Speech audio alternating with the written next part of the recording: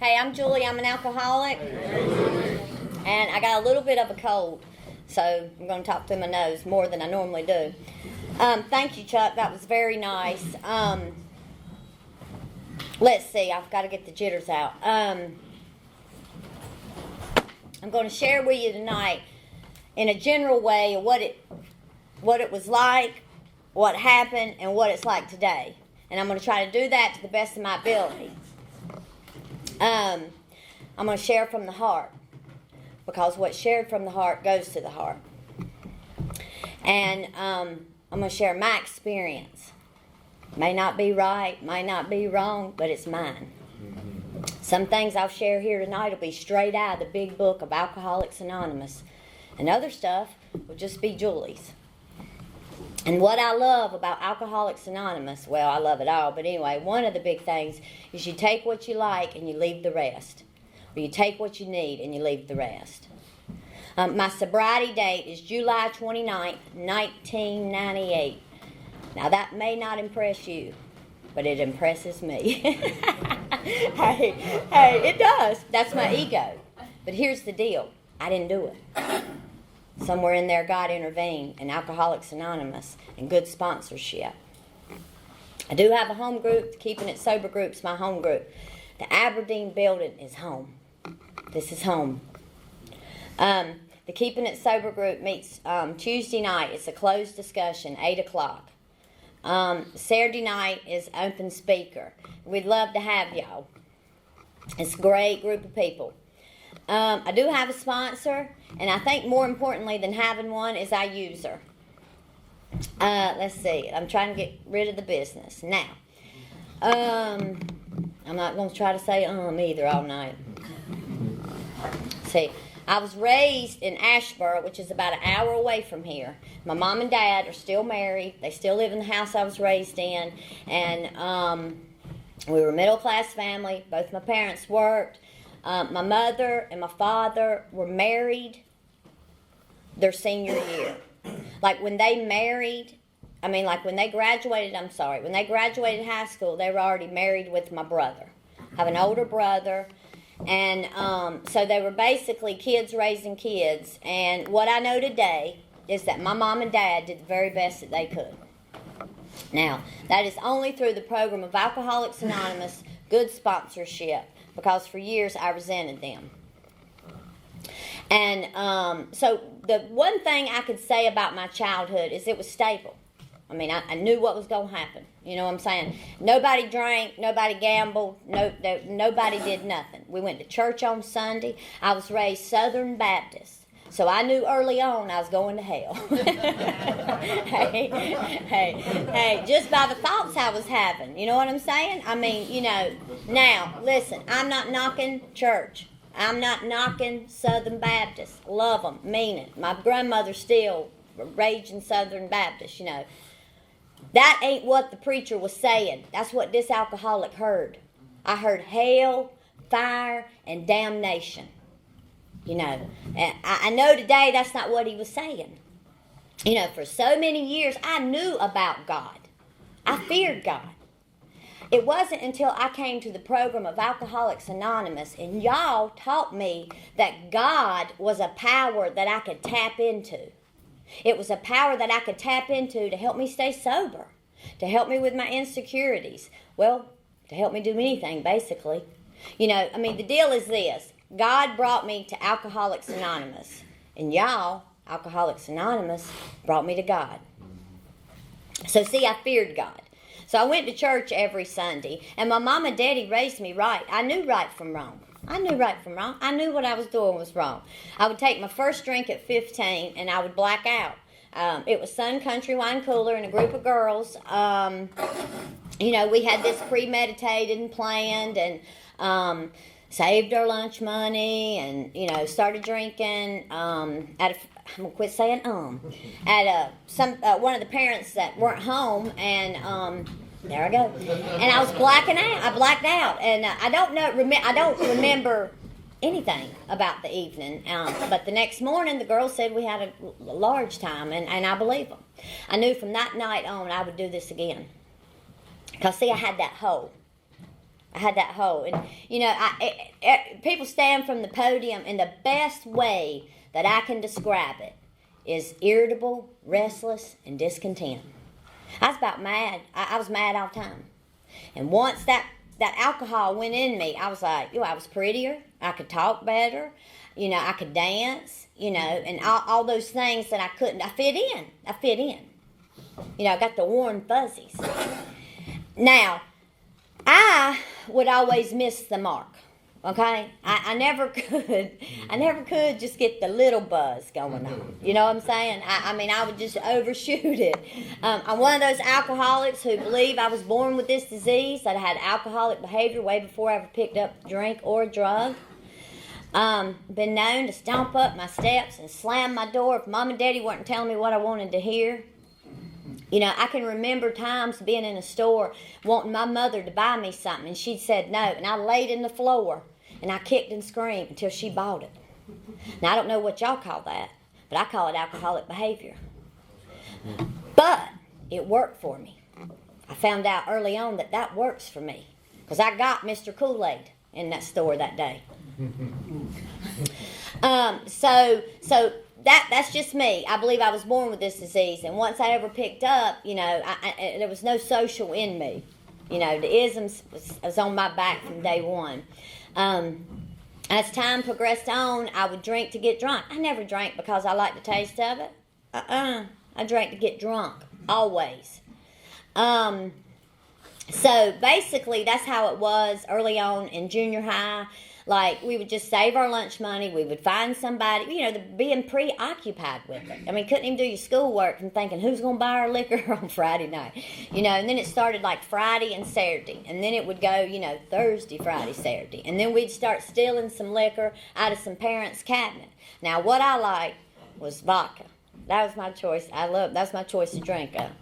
Drink of choice, I'm sorry. And, but basically, I'd drink anything. The brown liquor would just get me crazy. I'd pass out. I couldn't, and I didn't enjoy that. I didn't enjoy passing out. I enjoyed, like, being social butterfly and, walking and talking in a blackout.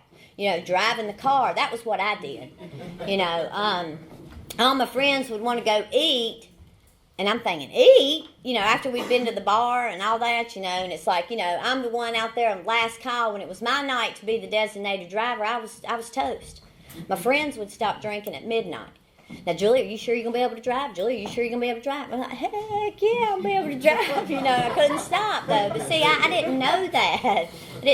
And then so what would happen is I couldn't drive. So I would end up graduating high school only through the grace of God, because I wanted to quit. And I'd gotten involved with this guy that, I was 17, and he was, he showed me a lot. He taught me about the bootleg. He told me that I could pawn my gold and I could get money. And then they just showed me some other stuff, some drugs. Now listen, I'm a real alcoholic, just like they describe in the big book of Alcoholics Anonymous, who did a lot of dope. And I'll say a few more things about it, but out of respect of Alcoholics Anonymous in this group, that's about all I need to say. Boy, y'all are still. Okay. So that was like 88, I met him, 87, 88, and I started, dibbling and dabbling, and ended up graduating, not in 88, I'm not that old, and let's see, in 1990, I'd go to my first treatment center. I'd get in some trouble.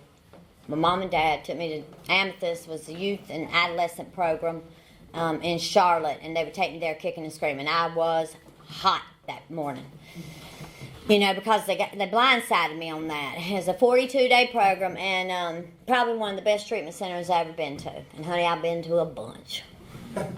And it took me 9 years and 4 months to get a 1-year chip. I'm a chronic relapser. You don't have to relapse. Relapse is not a requirement of this program. This is my story, and that's what it took for me.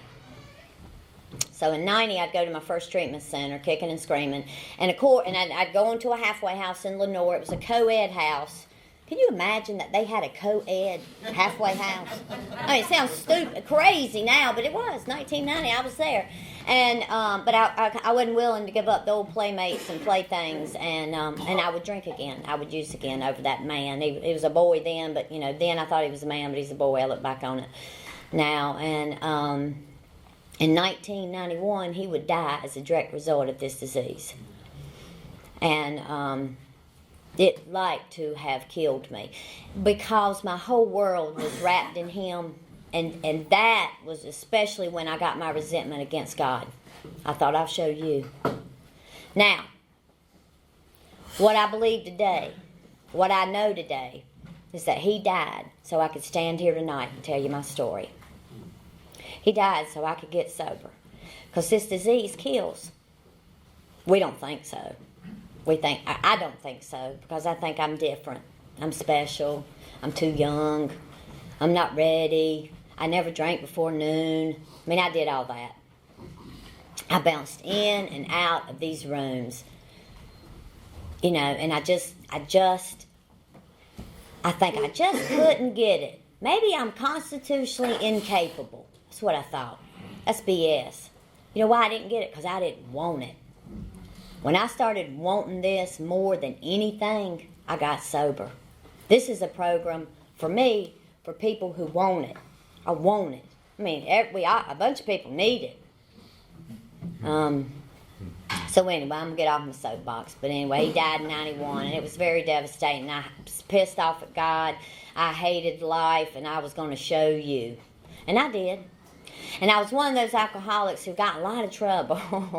Along with I did a lot of treatment centers, and I saw a lot of judges, And I always qualify myself. I'm not one of these alcoholics that are going to stand up here at the podium and give war stories, because I know how to get drunk. What I don't know today is how to stay sober one day at a time. But I'm certainly going to qualify myself. And I don't want to hear drunkalogs when I come to Alcoholics Anonymous meeting. Now listen, if I sat here and stood up in front of you and said every bit of my drinking was awful, I'd be lying. Because I had some good times drinking. I sure did. I had some good times with some men. I had some good times with some girlfriends. And I had some good times. But if I hang on to that, I will drink again.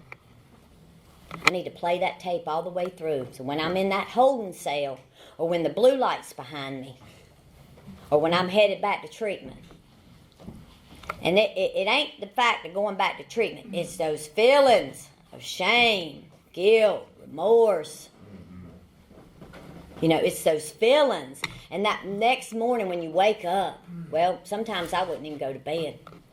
And it was just awful. And you just think, oh, I'm a loser, I'm this, I'm that, I suck, I can't do it, and all that down talk and just that negative energy. I don't want to go back there. That's what I need to remember. Yes, I had a lot of good times drinking. And next, I can't drink anymore, not successfully. So I would go to my first treatment center in 91. I'm going to try to stay on track. I'm ADD. Can't you tell? Go to my first treatment center in 91, and it planted the seed. That's where the seed was planted. And let me tell y'all, for me, first time I ever came to Alcoholics Anonymous, it messes up you drinking and using. Because here's the deal. There's a better way. And them people are doing it. Or they doing something because they laughing. And I can remember bouncing in and out up in Ashboro. And I went up to this one guy and I said, I don't understand how y'all do this. How do you do this? He said, Julie, that's just it. He said, we don't do it. He said, we live it. I was like, huh? What do you mean? Because it would be a sunny day, and I would think, well, I need a cold beer, and I want to roll down the window, I want it to whip through my hair, and, I would have one fleeting thought of wanting to go get drunk or high, and I would. And it was here in Alcoholics Anonymous that y'all taught me that, a craving only lasts 20 minutes, and just hang on. No matter what, hang on. That drinking ain't an option anymore. And that probably no human power could relieve me of my alcoholism. Now, for me, this alcoholic, It's a God thing, baby. You know, left up to my own devices, it's Saturday night. I'd be drunk. Somewhere in there, God intervened. And He's took the obsession to drink away from me. And that is a gift. Anyway, and so it's a God thing for me. You know, so I would drink again at 91, and the guy would die, and I was pissed off. And basically, this is how it'd go. Okay, and I don't know what in order, because I can't remember. I was blacked out, remember? And I get a DWI. I had 2 B&Es. I had 2 driving while license revolt. I had a simple possession. A possession of paraphernalia. I mean, it goes on and on and on. Seat belts, stoplights. I mean, it goes on and on and on. Now, B&E, y'all know what it is. It's breaking and entering. Okay? You think, well, that sweet little thing up there wouldn't break in your house? No, I wouldn't. But I drove the getaway car. Because everybody else, nobody had license but me. This is who I was hanging out with, okay? So the judge said, it don't matter. It's the same thing. It's like, whoa, wait a minute. Wait a minute.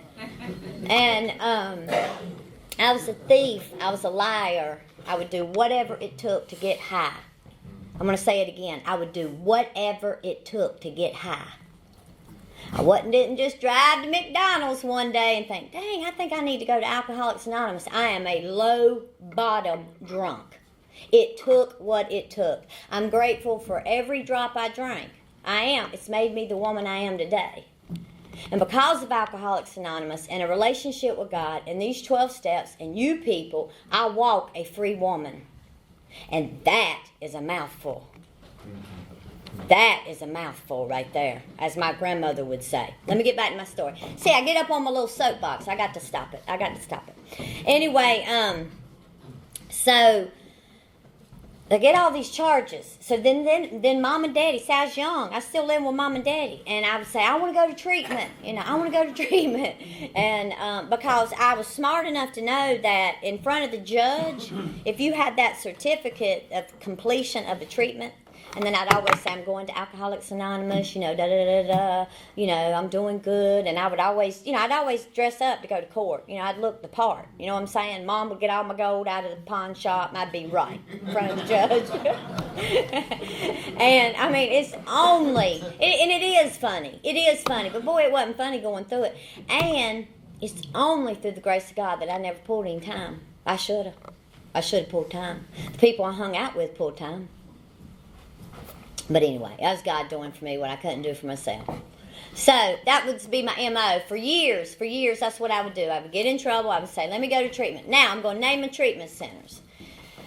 I've been to Amethyst twice, and I've been to High Point. I didn't go over them today in my head. Like when you're going to tell your story, you take a walk down memory lane. I didn't go over my treatment centers. Usually I call my mother and say, now, Mom, help me. Help me, which one? So I went to High Point. I went to Charleston. I went to Galax, which is in Virginia. I went to Amethyst twice. Wait a minute. I never got to go to Fellowship Hall, and I never went to Samaritan Colony. Well, that's a men's treatment center, though. I went to 3 halfway houses, and I went to one of the halfway houses 3 times. Now, it is funny. But, it became a part where I'd been sober more than I'd been drinking. But I just couldn't get it consecutively, there toward the end. And it just took what it took. It's only through the grace of God that I'm not dead. It really is. I should be dead. And I'll go back to a low-bottom drunk because I was out there days. Now you think, oh, that cute little thing, go to the bar and then go home. Binge drinker, binge user. 4 to 8 days out, no brush teeth, no eat, no bath. That was the way I was. Now here's the thing. About 4 days, you come in, Mom and Daddy was mad, good gracious, mad, all over. And I thought, ooh, this ain't really working. But if I stretched it on out by 8 or 10, they were happy to see me. Because they didn't know if I was dead or alive. And that's the truth. And that's how this thing worked up here. You know, there was a lot of days that I'd say, I'm going to be back. Going to be back. I was one of them people, would be something coming up, some family reunion or something, and Mama would say, please, Julie, please. I said, Mama, I'm going to do it. I promise you I'm going to be back. I meant it. I'm going to be back, and I'm going to be all right, and we're going. And I wouldn't be back. Couldn't be back. I'll share this one little story with you which just rips my heart out. My grandmother's still living. My grandmother's been able to see me have 14 years of sobriety, and it's only through the grace of God. She was 80. She's 80 when I got sober, so what is she now, 94? She's going to be 95 in June, okay? So I've been reduced down to living with her in 1998. And I'd borrowed a little money from her out of her pocketbook. You know how we do. And I'd went out, I'd come back. You know, and I did it. You know what I mean? And then I decided, well, you know, I got to go. I mean, once you started, you got to go. I mean, you know, and that's another thing. Well, I'm gonna finish up my story. So I borrowed a little bit more money, called up a ride. My grandmother, they knew. I mean, they knew. I'd been in and out of treatment, in and out of the holding cell. You know, my grandmother's up there at the magistrate with rollers in her hair, getting me out of jail. I mean, you know, they knew. The family knew. And that's just as sick as I was. And my grandmother says, don't go. She says, sister, I'm sister. She calls me sister. You know, sister, please don't go. And I'm crying. She's crying. I said, Mama, I got to go. Got to go. I said, but I'll be back. And she said, please don't go. And I said, I got to go. You know, what I know today is that's being powerless. That is being powerless. I didn't know that for so many years. See, the alcohol and the drugs controlled me. Otherwise, I'd have went back in the house where my grandmother was begging me to go back. I couldn't go back. I could not go back. And then, back to the family thing. See, my mother liked to have loved me to death. Her best enabler there is on earth. Promise you. Hands down. Good gracious. But, you know, in her mind, she thought that she kept me alive another day. You know, in her mind. And that's okay. My daddy did the tough love thing and kicked me out. And then my grandmother said, you come in here. And I went there. I was unemployable. I was, I don't know how old, 27. I was 27, unemployable, didn't have a car, didn't have nothing. Living at my grandmother's, stealing her money. You know, a real pillar of the community, you know what I'm saying? And I'd just hang out, you know, I'd hang out with anybody that'd come get me, you know what I'm saying? And and I'd already been in the Bethany house twice, relapsed out. And the director, you know, my mom was like, everybody's like, oh, go back to the Bethany, go back to the Bethany. I don't want to go back to the Bethany. Quite frankly, I'm doing what I want to do, you know. I hear a lot of people talk about the drugs and alcohol quit working for them. I'm not really sure it ever quit working for me. I'm not really sure about that statement. That's just for me. You know what I'm saying? I got tired of being sick and tired. Dragging in those feelings. So anyway, so I called Lisa. She said, come back. That was the director at that time at the Bethany house, and that was 1998. Now, I'd bounced in and out of Aberdeen since 97, okay? Relapsed on Mother's Day weekend one time. And I would always go out like this. See, this is my deal. I always got these MOs, right? Maybe court had passed. Maybe the judge said, doing good, check, check. Keep doing what you're doing. Now, it'd been eaten, got my car back, got a job, and I was looking cute again. You see what I'm saying? About 90 days, right? And I had it going on. And I thought, well, I'm going to just ride by and see what they're doing. I'm going to see what's going on. You know, well, I know what's going on. You know, it's the saying, like, you hang out at the barbershop, you're going to get a haircut. That's right. That's right. But here's the thing. Here's another one. I go out and like, just one. Nobody's going to know. I can pull it together before I got to be back at the Bethany. Maybe I was on a weekend pass. And I thought, well, I'm just going to go and see how he's doing over there. And maybe if I just did one, nobody would know. Here's the deal. Here's what Alcoholics Anonymous taught me. I know. That's who knows. And only I have to live with me. You know, that's one thing. No, A. Now here's B. Can't do just one. Took me years to figure that out because I'd do that one, I'd start that ball rolling. Well, this would be Thursday afternoon. Well, next thing I know, it'd be Wednesday night. And I'd be sitting there looking stupid, thinking, good gracious, what happened? Because that's what it does. That's what it does to me. I'm a real alcoholic. A blackout drinker. I didn't get sick much. And I loved the way alcohol made me feel. So, back in the Bethany house, 1998, and I got, the doors of AA are always open. You hear that. Unconditional love. Now, here's what I got. You back? How long this time? Whoa. And I was like, and you're sensitive when you get here. You know what I'm saying? Kind of hurt my feelings, you know what I mean? Good gracious. And the women were just, this is terrible, but I'm going to share this because this is mine. This is mine. The women were just awful. They were. I tried to be warm and fuzzy to other women because the women were awful to me. Now, the men enjoyed me. They were just, no, but then they'd be like, you back? How long this time? Then something Chuck said, you might get sober if you won't share. You shut up and listen. That kind of hurt my feelings too because, see, here's the thing. I always shared, okay? Because y'all needed to hear what I got to say. And I always cried. And you know why? Because my pain was greater than yours. And then somebody said, I thought you'd be dead. And I thought, huh? Like a deer in the headlights, And it hurt my feelings, is what it did. But, it's what I needed. Because the warm fuzzies wasn't getting it for this alcoholic. Now, two things are going to happen. And I'll say this occasionally to people. Two things are going to happen. One, you're going to get sober. Or two, you're going to die. There it is. You're either going to get sober or you're going to die. And today, I want to live. Now, I know this disease kills because I've seen it kill people in sobriety. I've sponsored girls and one of them are dead. That's my age. She came to meetings right here and she's dead. And in the Bethany house, most of the women that have gone through there or come through there, a lot of them stayed sober, don't get me wrong, but a lot of them have died. A lot of them have died. Now, that's reality.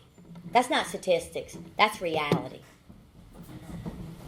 Okay, let me get back on my soapbox. It's 2010, and here's the good news. I won't go over. Anybody that shares after 9 is nothing but ego. That's my opinion, and I won't go over. So anyway. So I was getting all these hurtful things, right?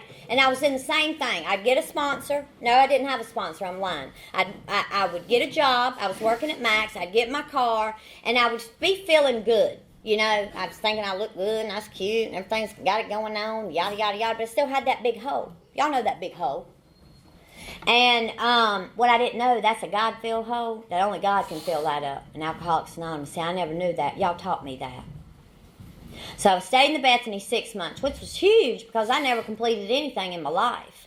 Now, at that time, it was a 4-month program. So, see, I committed to 2 extra months. So, anyway, that was big for this alcoholic. And then I did what they say don't do. And I'm going to tell you not to do it, and you're going to do whatever you want to do anyway. But there's a reason that they suggest that you don't get in relationships. I did it. And it's okay. But there's a reason they tell you not to.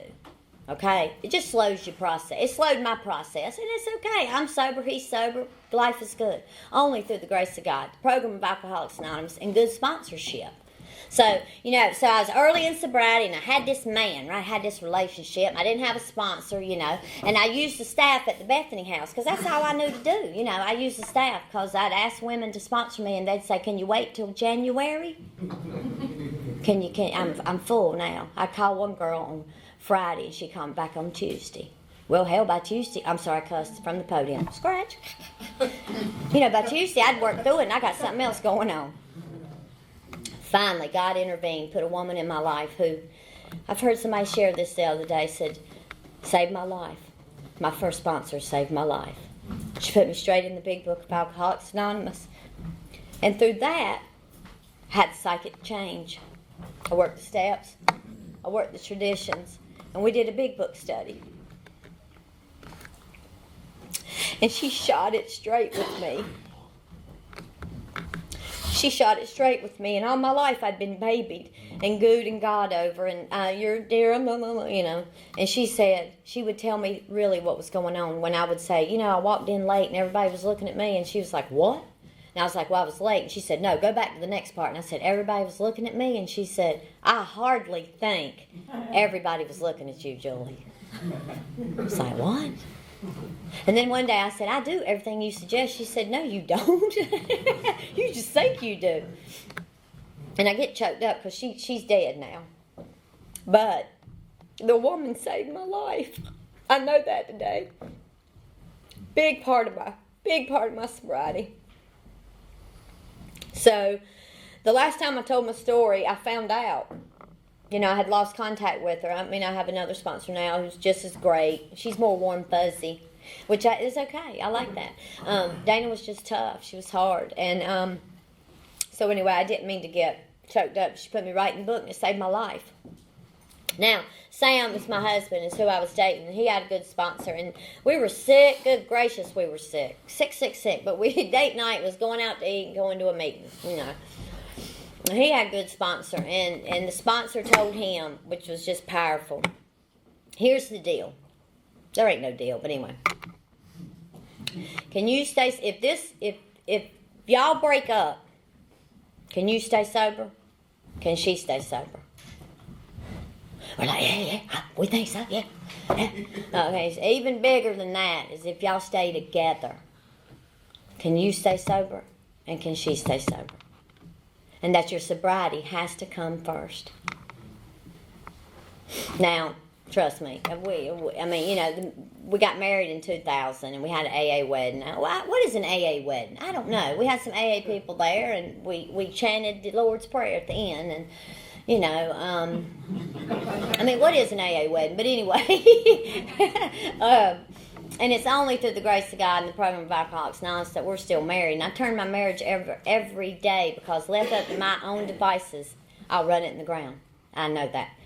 Now, what's kind of fun is I take his inventory and he takes my inventory, and I'm like, you need to call your sponsor. You need to go to a meeting, you know, and that's good. We work the program. Otherwise, we done been divorced. You have to. You know, and I'm going to tell some cute, funny stories, and then I'm going to shut up. On our honeymoon, we took a Carnival cruise. I would not recommend that at all. I was 2 years, 4 months sober when we got married. Not enough time. But you do what you want to do. I was one of those alcoholics who had 5 years of sobriety before I was ever realizing my character defects. Is it right? Is it wrong? No, it's mine. It just slowed my process. You know, because I was defocused on him. But anyway, we took a Carnival cruise line, right? I ain't never been nowhere much, you know what I mean? But the bar, you know. I was one of those alcoholics who, you know, at the last call, I was up there dancing with 2 drinks, you know. Last call for alcohol, you know, that's, you know, where I came from. And so we get on the cruise line, or you get on the boat, right? Get on the boat. And they're giving out complimentary drinks. And you're like, no, we don't drink. No, you don't drink. No, you don't drink. Don't drink. And so we look on the itinerary, and it's Friends Build Up. Well, bam, there she is. So we said, let's down at the library. I was like, let's go. Yeah. And so we're sitting there, and there's 2 other couples, and they're older. You know, in AA is a lot of older people, right? I shouldn't say that. But, you know, like when I got here, I was young, you know. So anyway, so me and Sam are sitting around, and we're you know how you do when you know, you telling your war stories, you know, and they're laughing, and really, and then Sam said, well, we're going to start the meeting, and they were like, what meeting are y'all talking about? What are y'all talking about? He said, we're waiting here to go to dinner. We're like, oh, we thought this was Alcoholics Anonymous meeting. They're like, oh, no. So, like, when we would see these people on the boat, they would be like, the woman would clutch her pocketbook. Like, thinking we were going to rub off on them. It's the truth. But here's the deal. Like, everywhere me and Sam go, we go to a meeting. We went to Jamaica with John and Betty Ann. We went to a meeting. Me and Mary Kay went to Key West and went to a meeting. See, Alcoholics Anonymous, my sobriety has to come first. Anything that I put in front of my sobriety, I will lose. I'll tell y'all a real quick story, and this is real. Y'all know how I love my nephew. I love him. Remember? Yeah. And I had to make a real big decision, and I had to kick him out because he was doing drugs. And see, my sobriety has to come first, not him. You know, and I kicked him out. He was living with us, and he was going to school, and he wasn't doing the right thing. And I said, you got to go. And now I got family drama. But I'm going to stand up for myself. And this is what I said to him. I said, do y'all really want me to go back out? You don't want me to get back on it. You know what I mean? You know, and that's what could happen. See, nobody, you know, was supposed to say, go get a shower and shake it off, big fella. I ain't playing that. I ain't playing that. I know this disease is real, and I know it kills. And so I got another little bit of story. So one 4th of July, way back, I don't know, 6, 7, 8 years ago, me and Sam, my family had rented a lake house, and we went down for the day. It was the 4th of July, and we went down. And either Sam or me, I can't remember which, we had a commitment in Alcoholics Anonymous. We had to be back, be discussion leader or speaker, or I don't know, it doesn't matter. So we had to leave before supper. And you'd think most families would say, oh, stay, why y'all got to go? You know, all that. My family said, y'all be careful, call us when you get home. Because they know. My mom and daddy got so much gratitude for the program of Alcoholics Anonymous. Now, a lot of people stand from the podium and, you know, blah, blah, blah. And I'm going to stand and say blah, blah, blah. I'm not the same woman I was in 1998. And it's a direct result of these steps. You people and God, my understanding. I believe that my sobriety is based on my relationship with God. I believe that my sobriety is based on my relationship with God. I believe in the 3 pertinent ideas that A, that I was alcoholic and could not manage my own life. B, that probably no human power could relieve me of my alcoholism. And let me tell you why. Now, I never get to C, so y'all remind me that I want to do C. And, honey, they prayed over me. The church fasted. I've been anointed. I've been baptized. And what works for me is Alcoholics Anonymous. Now, I ain't knocking church, baby. If it adds to your sobriety, go for it. Check.